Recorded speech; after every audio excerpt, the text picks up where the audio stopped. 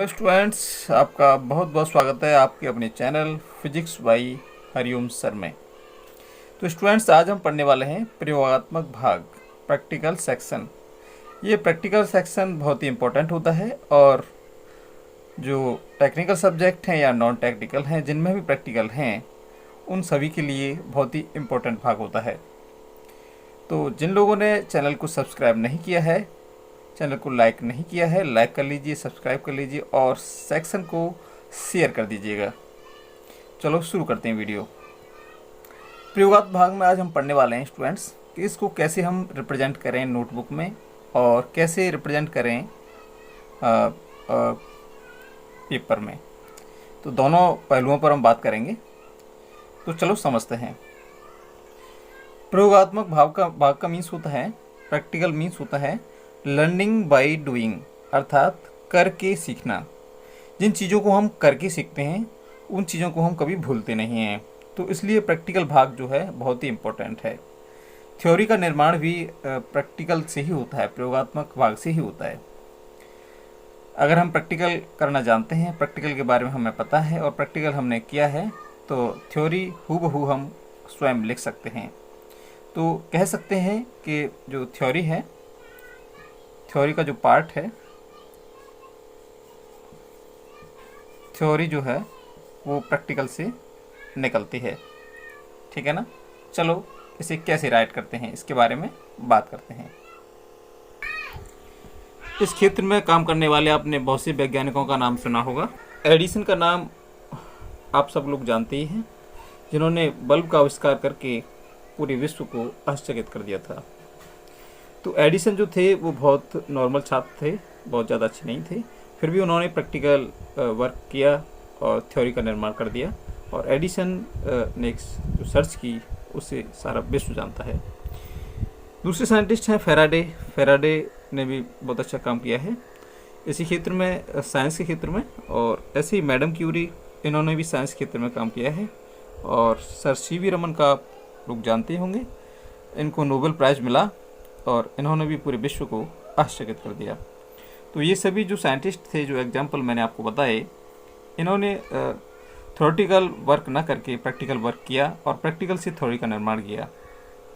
तो कह सकते हैं थ्योरी का जो निर्माण है वो प्रैक्टिकल से होता है। अगर आप प्रैक्टिकल नॉलेज रखते हैं तो थ्योरी हूबहू आप बना लेंगे। चलो आगे समझते हैं। अक्सर कर हम जब प्रैक्टिकल करते हैं, प्रयोगात्मक कार्य करते हैं, तो दो पहलुओं पर हमें काम करना होता है। सबसे पहले होता है प्रिपरेशन, तैयारी, प्रयोग करने की तैयारी, प्रयोग किस तरह से करना है। और दूसरा होता है प्रयोग विधि, प्रोसीड्यूर, प्रयोग की विधि हमें पता होना चाहिए।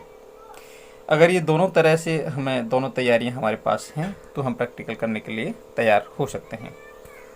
अब बात करते हैं कि प्रैक्टिकल को, प्रयोगात्मक भाग को उत्तर पुस्तिका में कैसे लिखें। तो सबसे पहले स्टूडेंट्स, हमें दिनांक, किस दिनांक को हमने प्रैक्टिकल किया है वो, और उसके बाद प्रयोग संख्या, प्रैक्टिकल नंबर, और उसके बाद पेज नंबर, पृष्ठ संख्या हमें लिखनी चाहिए। ये प्रथम पृष्ठ जो होता है, मुख्य पृष्ठ जो होता है, सबसे पहले जो शुरुआती पृष्ठ होता है, उसमें ये तीनों चीज़ें लिख लेनी चाहिए। उसके बाद क्या होता है स्टूडेंट्स, प्रयोगात्मक भाग को स्टूडेंट्स हमें निम्न बिंदुओं के अंतर्गत लिखना चाहिए। सबसे पहला भाग है ऑब्जेक्ट, जिसे उद्देश्य कहा जाता है।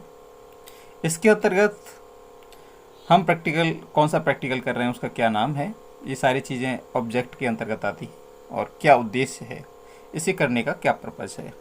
ठीक है ना। तो कौन सा प्रैक्टिकल हम कर रहे हैं वो ऑब्जेक्ट के अंतर्गत लिखा जाता है, इसे हिंदी में उद्देश्य कहते हैं। तो दूसरा पॉइंट है रिक्वायर्ड अपार्टस, अर्थात कौन से उपकरण हमने इस प्रैक्टिकल के लिए लगाए हैं या हमें आवश्यक हैं। तो आवश्यक उपकरणों की एक लिस्ट जो है, रिक्वायर्ड अपार्टस, दूसरे पॉइंट पर हमें लिख लेना चाहिए।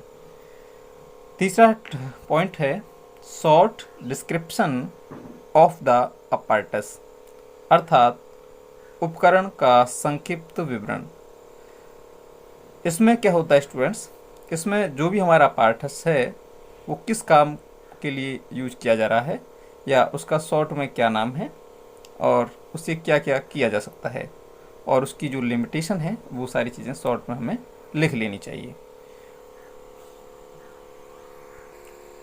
उसके बाद नेक्स्ट भाग होता है हमारा चौथा पॉइंट, थ्योरी, जिसमें सिद्धांत लिखना होता है। किस सिद्धांत के अंतर्गत हम ये प्रयोग कर रहे हैं, उस सिद्धांत का पूरा विवरण इसमें थ्योरी में लिखना होता है। और पांचवा पॉइंट है प्रोसीड्यूर, प्रयोग विधि। प्रयोग विधि में हमें ये बताना होता है कि ये प्रैक्टिकल किस तरह से किया जाएगा, इसका जो तरीका है वो प्रयोग विधि में वर्णन करना होता है, जिसे इंग्लिश में प्रोसीड्यूर कहते हैं। छठवां बिंदु है ऑब्जर्वेशन, ये बहुत ही महत्वपूर्ण बिंदु है। ऑब्जर्वेशन में हमें एक प्रेक्षण तालिका बनानी होती है, एक टेबल बनानी होती है और हर ऑब्जर्वेशन, हर प्रेक्षण को उसमें नोट करना होता है। अगला पॉइंट है 7, कैलकुलेशन। जब प्रेक्षण पूरा हो जाता है तो प्रेक्षण का कैलकुलेशन, परिकलन किया जाता है।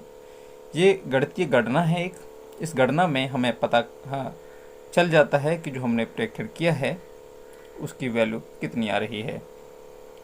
आठवां पॉइंट है परसेंटेज एरर।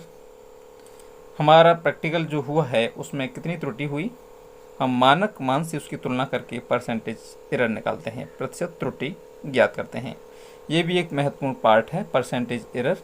अगर परसेंटेज एरर बहुत ज़्यादा है तो हमारा प्रैक्टिकल ठीक नहीं है, परसेंटेज एरर की वैल्यू कम ही रहनी चाहिए।